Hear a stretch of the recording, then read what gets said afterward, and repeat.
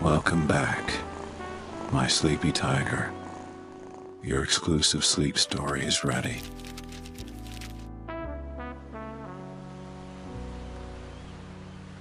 Please close your eyes.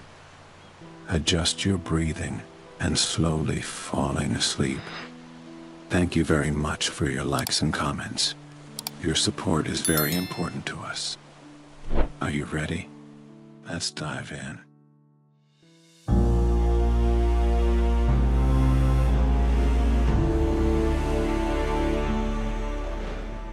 In A Song of Ice and Fire, the Iron Throne is described as a killing instrument. But how many hidden secrets does it truly hold? The Iron Throne is no ordinary seat. It is a deadly chair forged from the thousands of swords taken in conquest. Countless rumors claim that sitting on it is no simple task. There have been kings who were injured, even fatally wounded.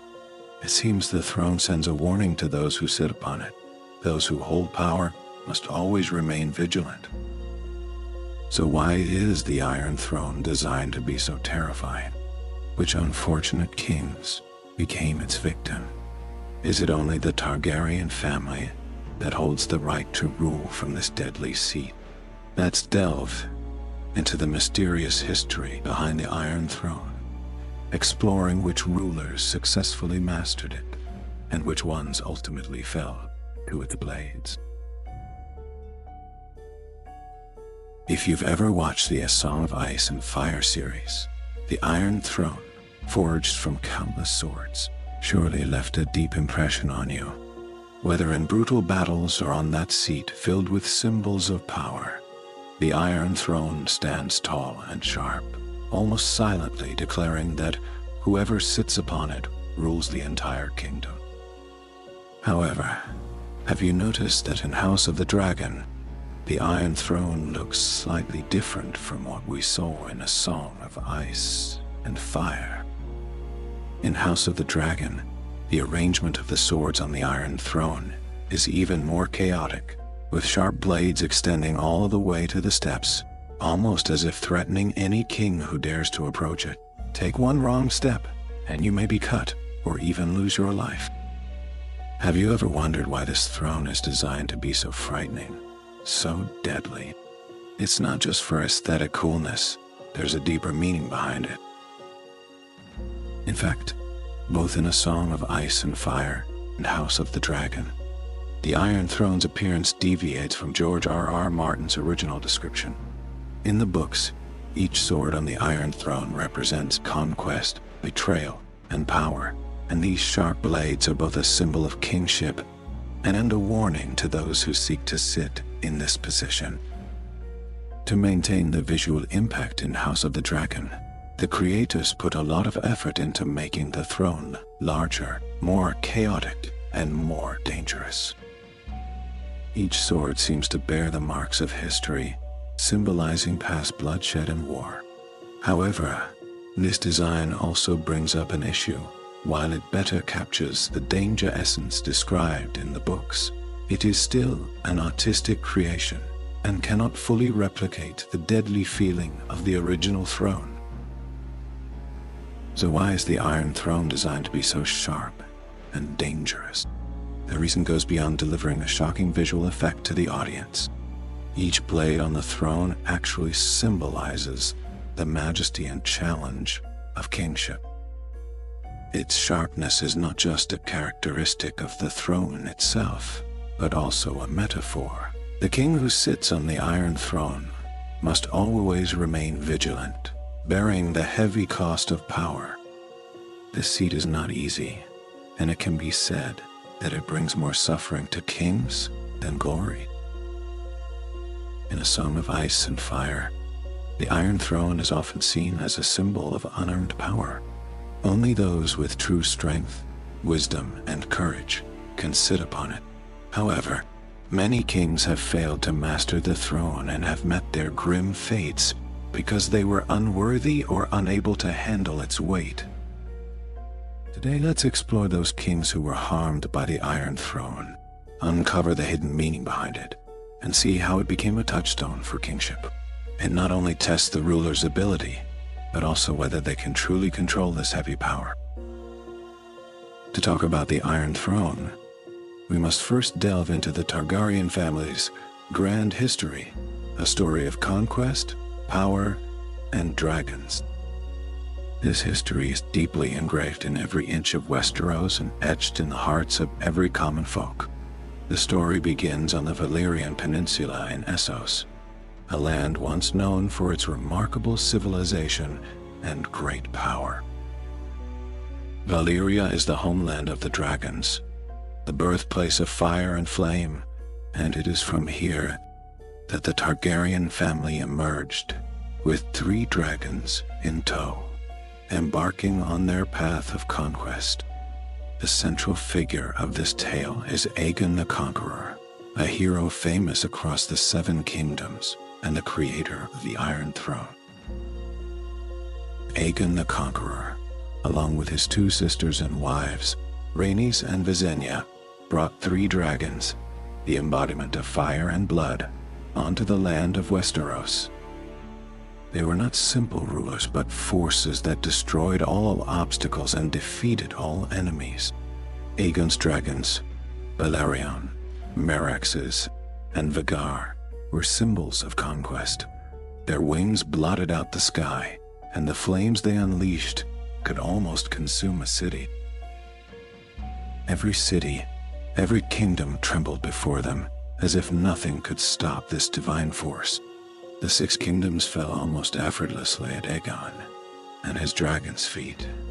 Once proud families, noble lords, and warriors who had once boasted of their strength were as fragile as paper before the dragon flame, torn apart and destroyed. However, Aegon's conquest was not without difficulty. Dorne, the southernmost land of deserts and passion, fought fiercely against the dragons. Even though Aegon's dragonfire had reduced Dorne's cities to ash, the people of this land resisted with unwavering resolve. Dorne's resistance was a thorn in Aegon's side, continually troubling his kingdom. In the end, this land was never truly conquered, but through strategic marriage and negotiation, Dorne was eventually brought into Targaryen rule. In this epic conquest, Aegon sat upon the Iron Throne, a seat forged from thousands of swords. Each sword represented past wars and victories, and every blade was stained with blood, symbolizing the Targaryen family's power and bloody history. The throne was not only a symbol of power, but also a warning to all future rulers. The Iron Throne was made of blood and fire, and the person who sat upon it would inevitably bear unknown costs. Aegon knew well that sitting on the Iron Throne was no easy feat. Every king sat on this seat with sharp blades at his side, and almost everyone faced the punishment of the throne for being unworthy. The throne could not tolerate those who were weak or incapable of wielding power. It bore a mysterious force, testing every king's intellect and ability. So what is the true meaning of this throne? Why is it so feared, even to the point of becoming a curse on kingship? Imagine that every sharp blade on the Iron Throne is silently challenging and threatening the person sitting upon it. They represent the ruthlessness, violence, and sacrifice of kingship. Its cold, sharp edges seem to tell the king, only those who can endure pain and responsibility may sit in this seat. Even the bloodthirsty Aegon, when he sat upon the Iron Throne, could not escape the heavy burden on his shoulders. The Iron Throne symbolizes the pinnacle of power, also hides endless danger and hardship. After Aegon, every heir attempted to control this power, but none escaped the punishment of the throne. The throne brought not only glory, but also entanglements of fate and endless costs. Every Targaryen king struggled with the Iron Throne, balancing the rule of the kingdom with personal desires, and whether they could maintain clarity and reason became their greatest test. Thus, the Iron Throne became not just a seat, but a symbol of the Targaryen family's power and curse, representing each king's inner demons and internal conflicts. The person sitting on this throne is not just the ruler of a nation, but the bearer of the fate wrought by blood and fire. In the legends, Aegon commanded his army to reclaim the thousands of swords thrown away by enemies upon surrender. These swords, once symbols of rebellion against his rule, would now form the foundation of his power. The iron blades carried the blood and souls of countless warriors who died in battle, and Aegon was determined to make these swords an eternal symbol of his authority, a throne that would make it clear that the one who sat on it was an unbeatable ruler. However, the creation of the Iron Throne was no simple task.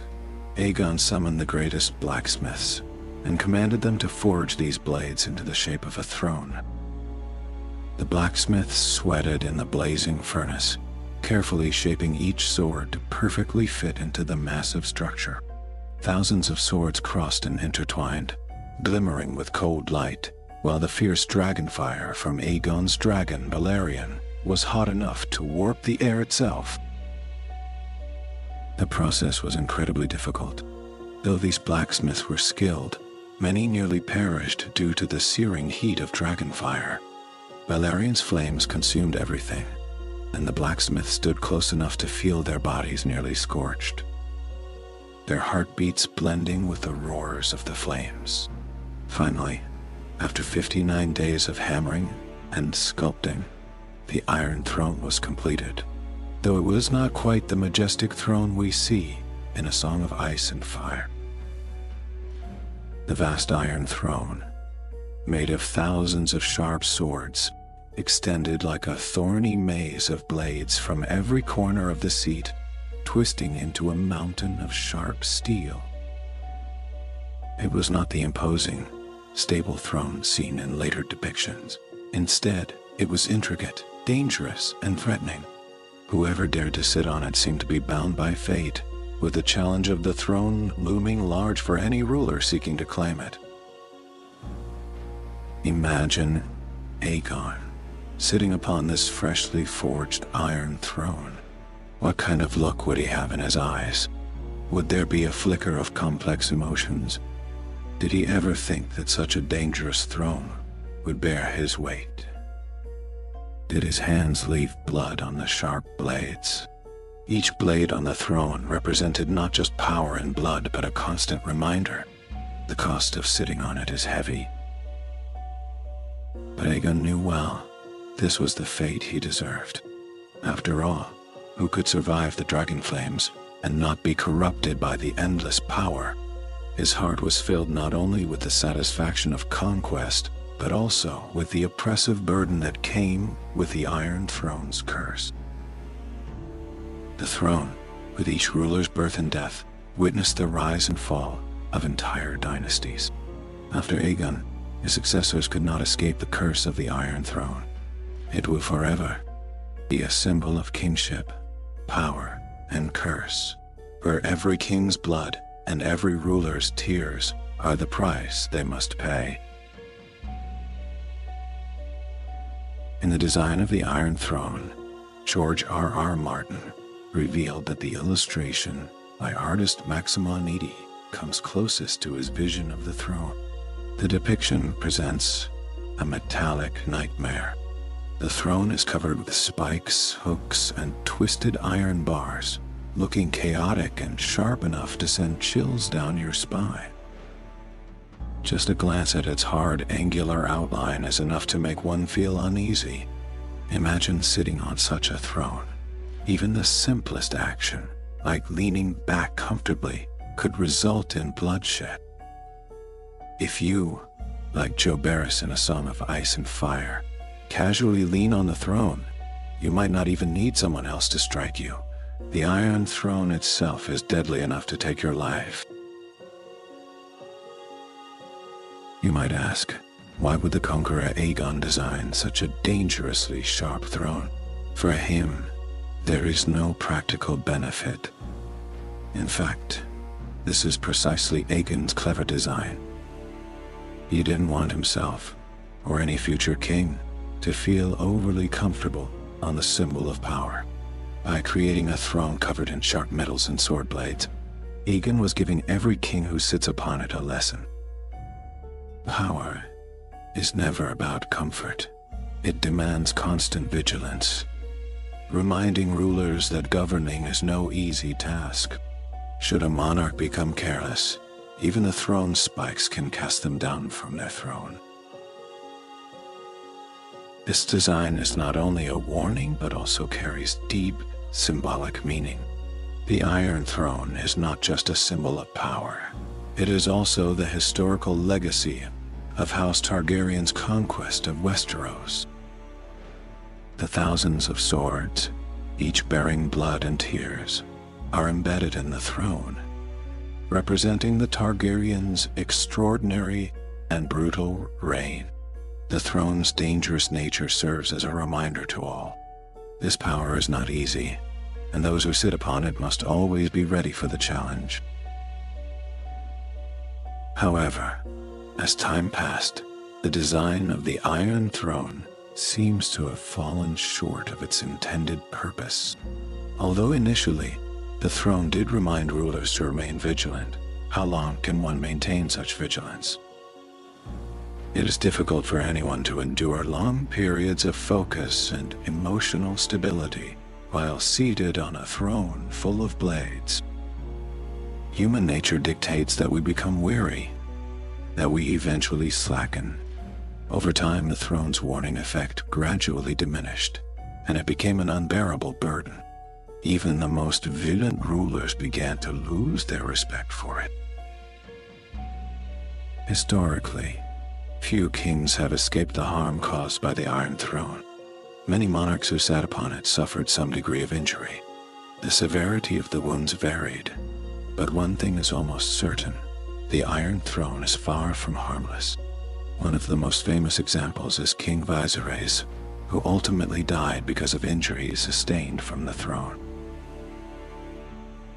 In the TV show, we see that King Viserys was wounded by the sharp blades of the Iron Throne on his back and fingers. Normally, these wounds should have healed quickly, but unfortunately, they became infected, and the pain and discomfort brought by the throne slowly consumed his life. The infection was not controlled in time, and the wounds healed slowly, eventually rotting and festering, leading to his death by infection. This tragedy can almost be considered a direct result of the Iron Throne's influence. From a modern medical perspective, Viserys might have had diabetes or another immune system disorder that made it difficult for him to fight off infection after the injury. But regardless, the wounds themselves speak volumes. After all, who would randomly have cuts on their back and fingers? Who could endure such painful injuries without being reminded that the Iron Throne's design is not just a symbol, but a deadly warning? Every sword and spike on the Iron Throne was not randomly placed. They symbolize the cost of power, reminding every ruler who ascends it that no power comes without a price, and no position is easy to hold. The throne gives them power, but it also warns. Power is a double-edged sword. The Iron Throne, a seat that instills fear in all who gaze upon it, has long ceased to be merely a symbol of power. It bears the glory and suffering of countless rulers. For every king who ascends to it, the throne is not just the pinnacle of honor, but a constant reminder the cost of power cannot be ignored. The story of the Iron Throne is forever intertwined with the pain it has caused to the monarchs who have sat upon it. From the first conqueror Aegon, nearly no king has escaped the harm it brings. Its spikes, barbed hooks, and sharp blades seem to issue a warning to each monarch. You may have everything, but you must pay the price. Among the many tragic tales, that of Maegor stands out. He was one of the cruelest kings in the Targaryen dynasty, tyrannical and ruthless, but it was a single thorn from the Iron Throne that led to his agonizing death in his own palace. Legend says that after sitting upon the throne, a sharp blade cut his back. Though the wound did not seem fatal at first, it became infected due to lack of treatment, and eventually, he died from the decay. The sharpness of the throne finally exacted its revenge on this merciless king. Maego's death, however, was not an isolated incident. Nearly every king has suffered harm from the Iron Throne. In House of the Dragon, we witnessed the heartbreaking end of King Viserys I. His death was not only due to the throne's wound, but also from years of enduring constant pain and physical weakness. These injuries, these hidden agonies, ultimately became the straw that broke him. In his final moments, the Iron Throne stood behind him like a relentless demon, coldly watching as this once powerful ruler fell. The throne seems to possess a mystical force, rejecting kings who are unworthy of their station. Before the Iron Throne, arrogance and laziness cannot survive for long. What is most tragic, though, is that the throne does not just harm the king's body, it rips apart their soul. On that sharp metal seat, many rulers no longer remain the proud leaders they once were. They become fragile, tormented, even losing their initial passion for power. The Iron Throne is not just a physical seat. It is a symbol of power, a trial, and a punishment. In House of the Dragon, Rhaenyra Targaryen's coronation marks the beginning of a tragic tale. Despite being a gifted dragon rider with unmatched courage and decisiveness, she could not escape the favor of the Iron Throne. While taking her seat, she was struck by a sharp blade, and blood dripped from her wound, staining the throne that had once symbolized power and glory. This moment not only foreshadowed her tragic fate, but also showcased the deadly allure of the throne once again. Rhaenyra's story is undoubtedly a cautionary tale, reminding every person with power that no matter how strong you are, power will inevitably exact a heavy toll. The Iron Throne is not merely a throne, it is a touchstone, testing every individual who sits upon it to see if they are resilient enough, brave enough. If you cannot endure its pain, it will unhesitatingly cast you down from that exalted position. Though the Iron Throne has lost its original warning meaning, what it represents is not only the Targaryen family's glorious history of conquest, but also the fate that each person who sits upon it must face. Perhaps this is the most terrifying thing about the Iron Throne. It never needs any words to explain itself. Through the pain and death of every king, it delivers its most direct warning. Power is never free. In the story of House of the Dragon, Rhaenyra Targaryen's fate mirrors that of a writhing dragon, once soaring high in the sky, only to fall into the abyss. Her reign was like a brilliant flame, brief yet dazzling, only to fade into endless darkness. The tale of Rhaenyra's betrayal began with her closest warriors, the two dragon riders of the Blacks. These knights who had sworn their loyalty to her betrayed her in a sudden coup. She never imagined that those she trusted most would turn into her enemies. The shock of the betrayal pierced Rhaenyra's heart like a knife. She felt the coldness of the treason and the hostility and cruelty of those former comrades in arms who had once fought alongside her. Once a brave dragon rider, Rhaenyra now found herself doubting the loyalty of those around her. One misstep after another plunged her deeper into despair. Each conflict with opposing forces, every failed strategy, led to major losses for the Black faction.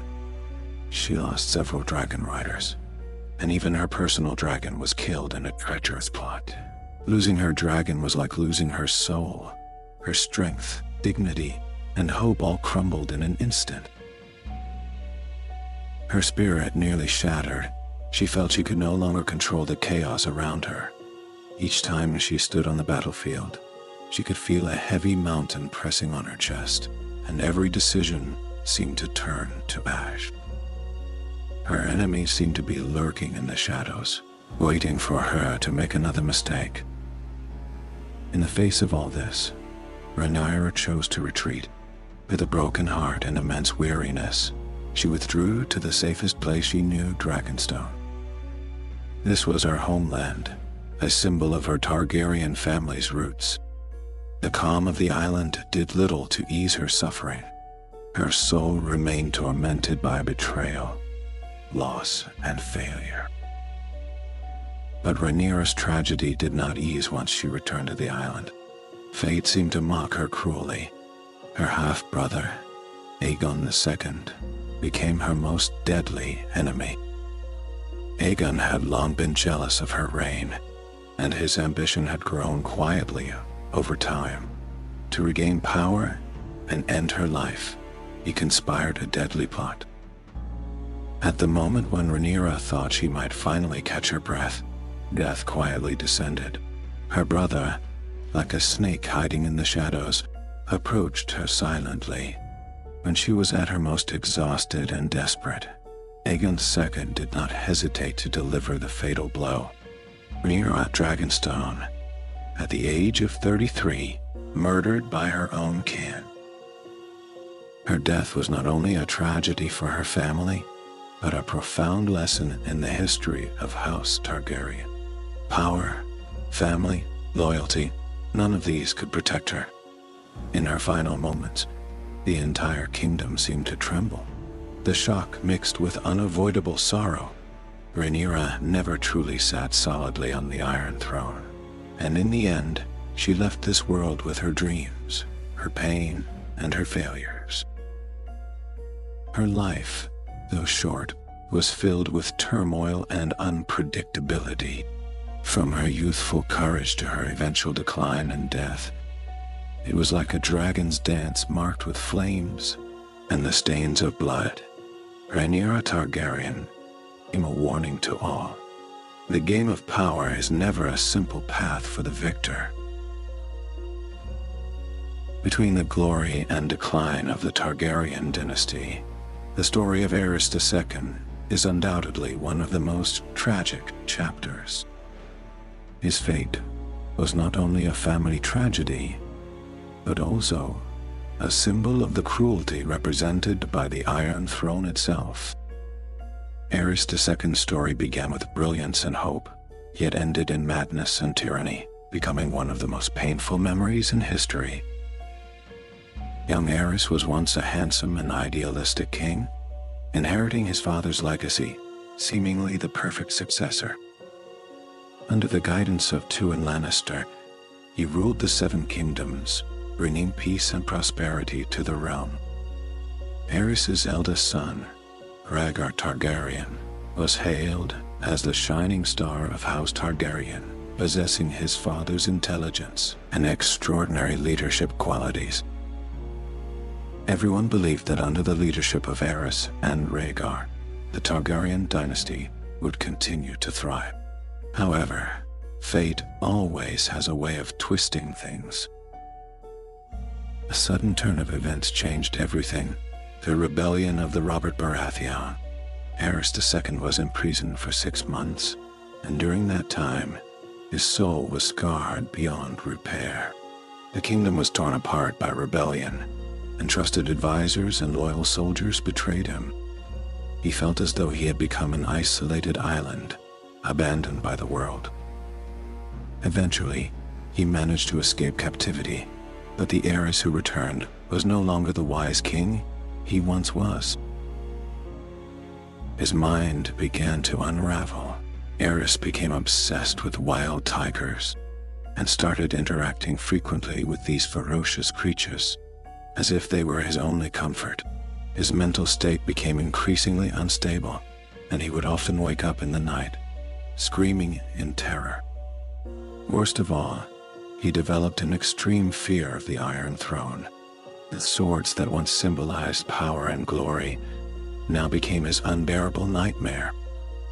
The sharp blades of the throne cut his body repeatedly, and each wound left a deep scar on his soul. Soon, he developed a phobia of sharp objects, and forbade anyone to wear weapons in his presence, even ordering the king's guard to sheath their swords. His appearance deteriorated rapidly, mirroring his decadent mindset. Aerys no longer trimmed his beard, which tangled into clumps, messy and unkempt. His silver-gold hair, once a symbol of glory, now hung in disarray to his waist, like a tattered flag, presenting the family's downfall. His nails grew long and curved, yellow and decaying, as if symbolizing the rot of both his body and soul. The most terrifying sight was the many unhealed wounds on his body, including burns from cigars and cuts inflicted by the Iron Throne. People began to call him the King of the Snow, a mockery of his personal decline and a prophecy of the impending fall of the entire dynasty. Aerys II's tyrannical rule plunged the kingdom into an abyss of suffering. His paranoia, delusions, and acts of cruelty slowly severed the bond between him and the kingdom. His eldest son, Rhaegar, could no longer tolerate his father's tyranny, and this led to the famous war of the usurper with Lyanna Stark. Rhaegar, once seen as the hope of the people, chose rebellion under the oppression of his father's cruelty. The rebellion quickly spread across the kingdom, while Aerys's rule wobbled like a tower on the verge of collapse. As the signs of defeat loomed closer, Aerys II made his final, insane decision. He ordered the lighting of wildfire to destroy all his enemies and turn them, along with himself, into ashes. However, his trusted confidant intercepted the order, and the wildfire was never set. Aerys's brutality and madness ultimately led him to his end. Under the shadow of the Iron Throne, Aerys's fate reached its tragic conclusion. In a blood-soaked palace, Kingsguard Jaime Lannister stepped forward. His sword ruthlessly pierced Aerys's heart. Jaime was dubbed the Kingslayer, and this act marked the end of the Targaryen dynasty's 300-year reign. Robert Baratheon was crowned as the new king, and the history of the Seven Kingdoms entered a new chapter. Aerys II's death was not only the death of House Targaryen, but also one of the most tragic chapters in the history of the Iron Throne. It symbolized the fall of power, the destruction of a king who could not bear the weight of his rule and the torment of his soul. The Iron Throne, once a glorious and coveted seat, became Aerys II's tomb, and the entire kingdom paid a painful price for it. Despite the change in regime, the Baratheon family still firmly held the power of the Iron Throne. Robert Baratheon, the king who once sat firmly upon it, is still remembered. As a warrior who had slaughtered countless wildlings and fought in many battles, Robert undoubtedly possessed the courage and physical strength to be a king. However, he lacked the confidence and patience necessary for governance. The Iron Throne, for him, seemed more like a heavy burden than a symbol of glory. Robert knew he was not a born politician. He often delegated the responsibility of political decisions to his loyal advisors, especially his queen, Cersei Lannister. Though Cersei appeared gentle on the surface, she was deeply manipulative, controlling every decision the king made and secretly plotting for her own future. Robb frequently complained about the kingdom's messes, referring to the financial crisis, but the solutions always fell under Cersei's control. On lonely nights, Robert often sat alone on the throne, his eyes vacantly staring at the Iron Throne. The sharp blades of the throne had cut him many times, leaving deep scars on his back, but the most profound wound was in his heart. Gradually, he felt his control over power growing weaker, and the invisible pressure of the Iron Throne became unbearable. The king's decisions became indecisive, and he seemed to lose confidence. His final days appeared to be destined for some tragic conclusion. The root of this tragedy lay in a poison that Cersei had carefully planned. Robert eventually died from poison in a cup of wine, his life slipping away quietly under the shadow of the Iron Throne. Cersei knew that only by removing this great obstacle could she pave the way for herself and her son, Joffrey. However, the succession of the Iron Throne did not improve, but instead fell into a darker, more twisted vortex. Joffrey Baratheon's ascension did not bring hope to the kingdom. On the contrary, this young king, who lacked any ability to govern, was full of violence and bloodshed. He inherited his father's strong physique, but did not share his determination or political wisdom. Joffrey was not only hot-tempered and emotionally unstable, but his cruelty also made everyone around him shudder. The plots and intrigues within the palace seemed to foreshadow that Joffrey would become a ruler feared by all. His brutality and irrationality were most clearly displayed at a wedding feast. Joffrey was the kind of king who completely lost his sanity in the face of power. His anger and malice became his only motivation for ruling the kingdom. Everywhere in the palace, Joffrey oppressed his subordinates with his cruel nature, even torturing those he considered beneath him. The most striking example was his treatment of Tyrion Lannister. The clever and witty little demon, despite enduring humiliation, never gained Joffrey's recognition. Joffrey's character is worse than Aerys's, Tyrion Lannister once said of the young king. He was right. Joffrey was not only Robert II's heir, but also the reincarnation of Aerys III.